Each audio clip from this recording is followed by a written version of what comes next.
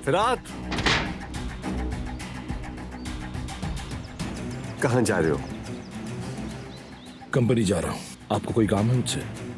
अच्छी बात है, जाते हुए नौकरों को अलविदा नहीं कहोगे। हो सकता है कि आज तुम्हारा कंपनी में आखिरी दिन हो। गोश्त कभी हड्डी से जुदा नहीं होता, लेकिन तुमने मुझे ये करने पर मजबूर किया है। क्या है ये?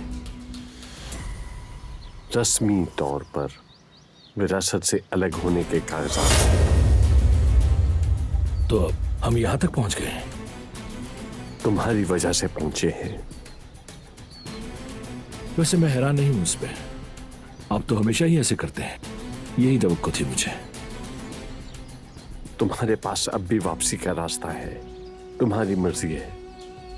या तो वो लड़की या फिर ये खानदान।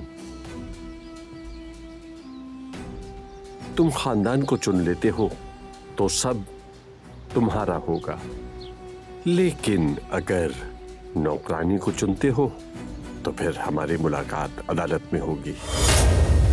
अदालत में मिलते हैं बाबा।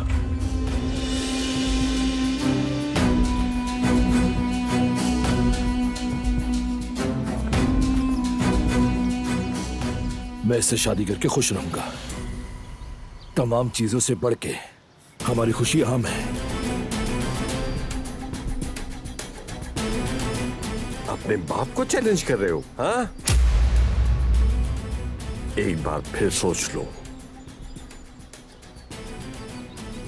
क्योंकि इसके बाद मुझसे कोई वास्ता नहीं।